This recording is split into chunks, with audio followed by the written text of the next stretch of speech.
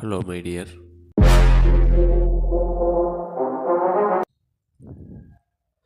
நாம் தனியாக போயிட்டுருக்கோம்.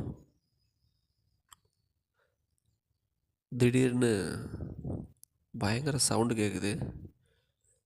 திரும்பி பார்த்தா பெரிய டைகர் நம்மளை தாக்க வருதுன்னா நமக்கு எப்படி இருக்கும்? இது மாதிரி ஒரு சம்பவம் தான் கேரளாவில் வைரலாக ஓடிட்டுருக்கு. ராதா அப்படின்ற ஒரு பொண், 45 வயசு இருக்கும். காலையில் அவங்க வழக்கமாக காப்பி கொட்டை பொறுக்கிறதுக்கு போகிறது அவங்க வேலை. 7:30க்கு எஸ்டேட்டுக்கு போகலான்னு போயிருக்காங்க.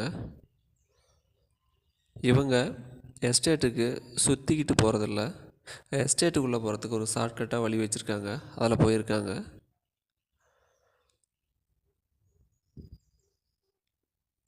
அதிக நேரம் ஆகியும் ராதாவை காணோம். பதட்டமாக அங்கங்கே தேடி பார்த்துருக்காங்க, ராதாவை கிடைக்கல. எப்படி இருக்கும்போது வனத்துறையினர் அந்த காப்பி எஸ்டேட்டுக்குள்ளே போயிருக்காங்க. ஒரு இடத்துல பார்த்தா ராதாவுடைய பாதி உடல் மட்டும் இருக்குது. பயங்கர ஷாக்.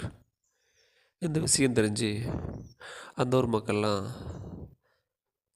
எல்லாம் வந்து பார்த்தா ராதாவுடைய உடல் பாதி தான் இருக்குது.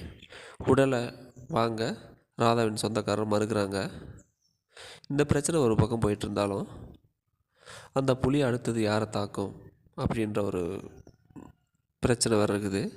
இதுக்கு இடையில் அடுத்ததாக ஜெயசூர்யாவை அப்படின்னு ஒரு வனத்துறை அதிகாரியை வந்து தாக்கிருச்சு புலி. மறுபடியும் திரும்பவும் அந்த ஏரியா ஃபுல்லாக பரபரப்பாகுது. ஏறக்குறைய ஒரு லாக்டவுன் மாதிரி அந்த ஏரியாவில் போட்டுறாங்க. இதுக்கு இடையில் தேடி தேடி பார்க்குறாங்க, அந்த புலியை கண்டுபிடிக்க முடியல. கும்கி யானையை கொண்டு வந்து பார்க்குறாங்க, ட்ரோன் கேமரா விட்டு பார்க்குறாங்க, புலி எங்கே இருக்குதுன்னு ஒன்றும் தெரில. இவங்க தேடிக்கிட்டே, வனத்துறை அதிகாரிகள் தேடிக்கிட்டே போகிறாங்க. ஒரு இடத்துல பார்த்தா புலி செத்து கிடக்குது. பயங்கர ஷாக்காக இருந்துச்சு. என்னென்னு பார்த்தா அந்த புலியை வேற ஒரு விலங்கு கழுத்தில் கடிச்சிருந்தது. அதை பரிசோதனை பண்ணி பார்க்கும்போது தான் தெரிஞ்சது வேறொரு புலி இந்த புலியை கடித்து கொண்டிருக்கு அப்படின்ட்டு.